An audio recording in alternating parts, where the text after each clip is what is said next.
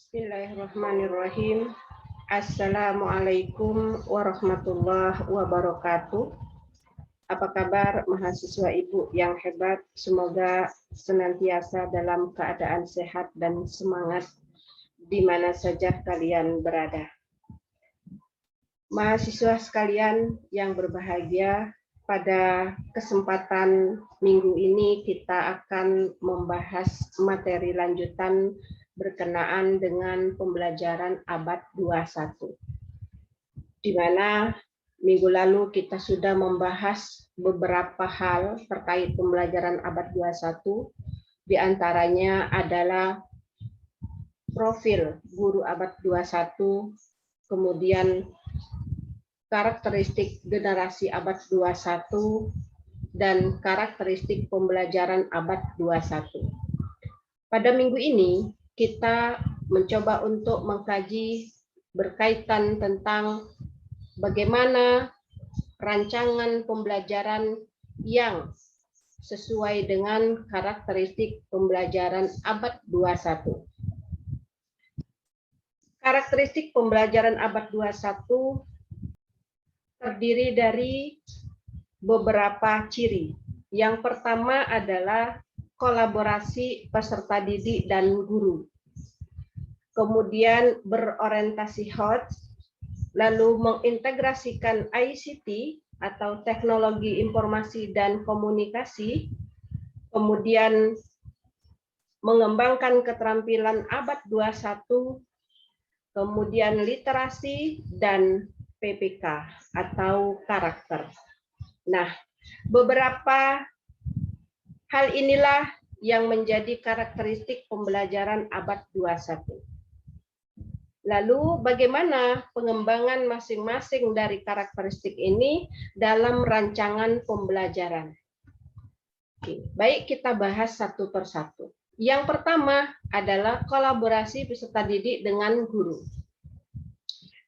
Ciri rancangan pembelajaran yang berpusat pada peserta didik maupun kolaboratif biasanya tampak pada komponen tujuan, pilihan strategi pembelajaran, dan langkah-langkah kegiatan pembelajaran dalam RPP. Oke ya, jadi di kolaborasi antara peserta didik dengan guru ini dapat dilihat pada rancangan RPP, yaitu di komponen tujuan, di metodenya, dan di langkah-langkah kegiatan pembelajaran. Nah, contoh tujuan pembelajaran yang memuat kolaborasi guru dan siswa. Mahasiswa sekalian, kita dapat melihat tabel yang di layar, ya. Di sini ada 3 tabel, di mana tabel ini menggambarkan ada yang berpusat pada guru, ada yang berpusat pada peserta didik, kemudian ada yang kolaborasi.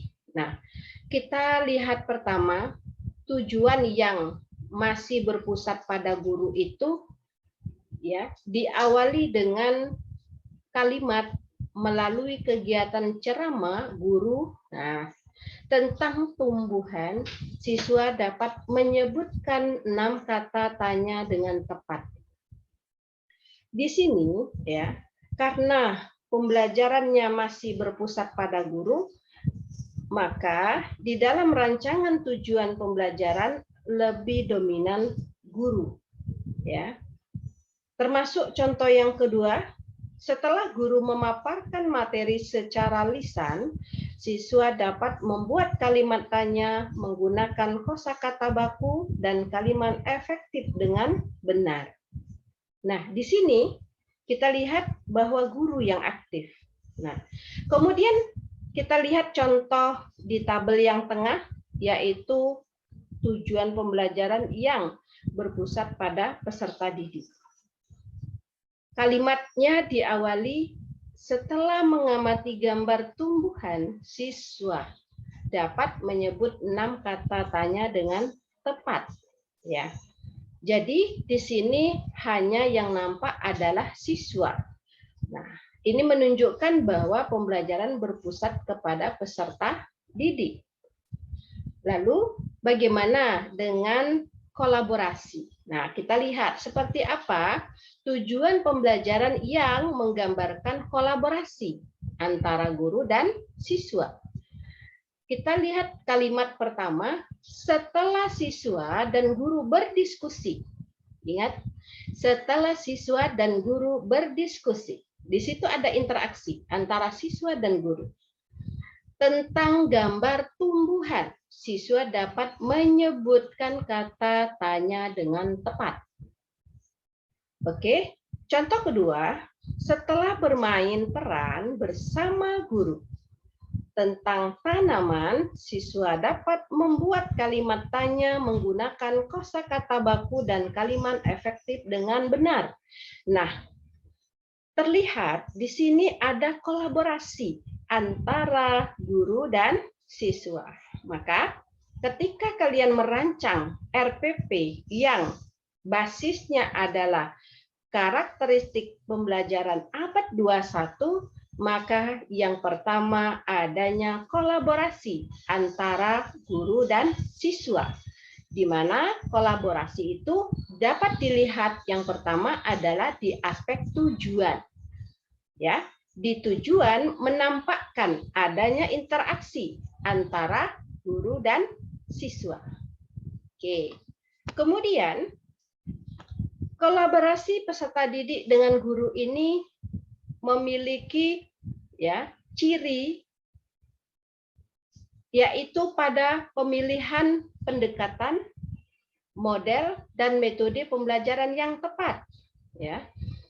Nah, untuk pendekatan pembelajaran yang tepat bisa dipilih seperti problem based learning, project based learning, cooperative learning.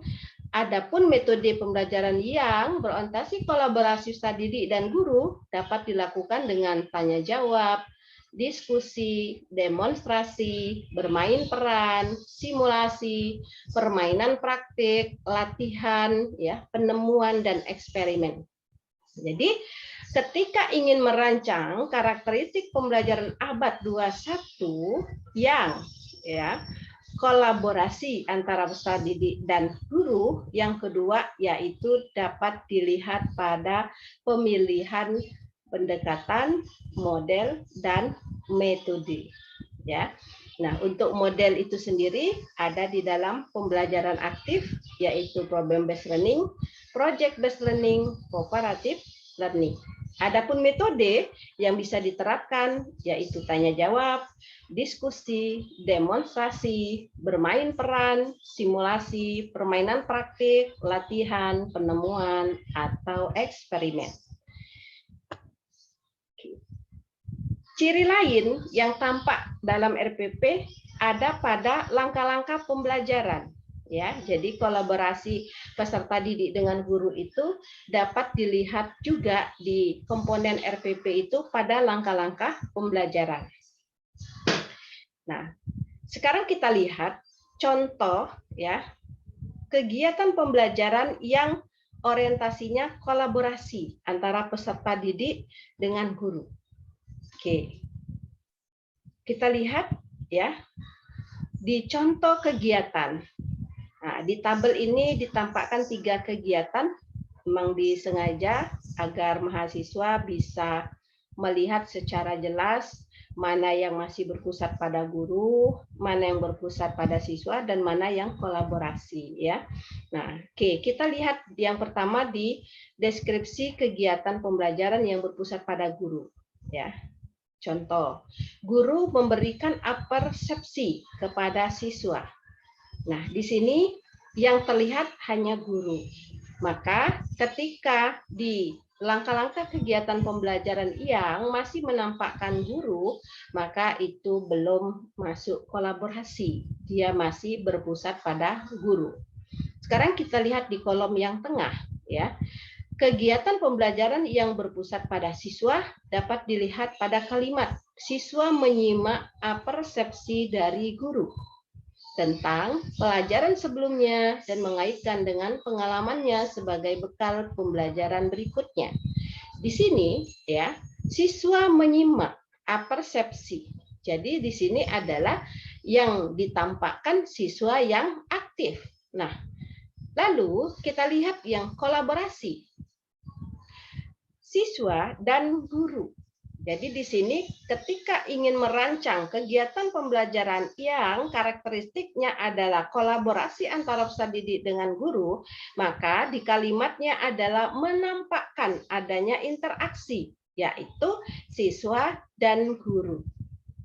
Oke, itu kata kuncinya ya, siswa dan guru. Nah, apabila di dalam merancang kegiatan pembelajaran, tujuan, menampakkan ada interaksi, maka itu sudah dikatakan dia sudah mengembangkan karakteristik pembelajaran abad 21 di aspek kolaborasi. Oke ya. Selanjutnya, yang kedua, karakteristik pembelajaran abad 21 itu adalah berorientasi HOTS. Ya.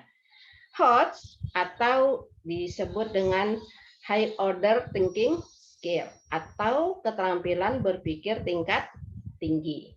Nah, keterampilan berpikir tingkat tinggi ini merupakan proses berpikir yang kompleks dalam menguraikan materi, membuat kesimpulan, membangun representasi, menganalisis, dan membangun hubungan dengan melibatkan aktivitas mental yang paling dasar. Oke. HOTS menunjukkan pemahaman terhadap informasi dan bernalar, bukan hanya sekedar mengingat informasi. Jadi nalar, ya. HOTS itu adalah kata kuncinya adalah nalar. Jadi siswa itu bernalar, bukan hanya mengingat. Itu ya. Kemudian selanjutnya, nah, untuk mengetahui apakah rancangan pembelajaran itu berorientasi HOTS atau tidaknya dapat kita lihat pada tahapan perkembangan kognitif yang biasanya dikembangkan dalam indikator dan tujuan pembelajaran termasuk kegiatan serta penilaian. Ya. Nah, di sini mahasiswa sekalian perlu memahami ya, untuk melihat tahapan berpikir yang mana dikatakan HOTS dan yang mana dikatakan bukan HOTS ya. Nah, berpikir tingkat tinggi atau dengan kategori HOTS dia dimulai dari C4 ya. Yaitu apa? Menganalisis. Kemudian C5 mengevaluasi dan mengkreasi C6. Nah, apabila di dalam rancangan pembelajaran RPP di indikator, tujuan, kegiatan, dan penilaian itu masih seputar mengingat, ya, memahami, menerapkan, masuk kategori LOTS atau berpikir tingkat rendah, ya. Oke, nah sekarang kita lihat ciri rancangan yang berorientasi HOTS. Nah, ini perlu diketahui oleh mahasiswa sekalian, ya. Ketika ingin merancang pembelajaran yang basisnya adalah HOTS, maka dapat dilihat di komponen RPP, yaitu di indikator, ya, sebagai pencapaian kompetensi, kemudian tujuan pembelajaran, di langkah-langkah kegiatan pembelajaran, dan di penilaian pembelajaran dalam RPP. Oke, Ibu ulangi sekali lagi ya. Untuk mengetahui rancangan pembelajaran yang berorientasi pada HOTS, itu dapat dilihat pada 4 aspek di dalam RPP, yaitu indikator, di tujuan, di langkah-langkah, dan di penilaian pembelajaran. Nah, mahasiswa sekalian, untuk bagaimana pengembangannya atau contohnya di dalam mengembangkan rancangan RPP yang basis HOTS, insya Allah akan kita sambung di minggu berikutnya. Itu saja saya kira untuk penjelasan terkait karakteristik pembelajaran abad 21. Dalam hal ini kita sampai pada ciri rancangan. Ya. ciri rancangan yang berorientasi host. Oke, insya Allah kita lanjut pada pertemuan berikutnya terkait bagaimana mengembangkan pembelajaran yang orientasi host dalam RPP.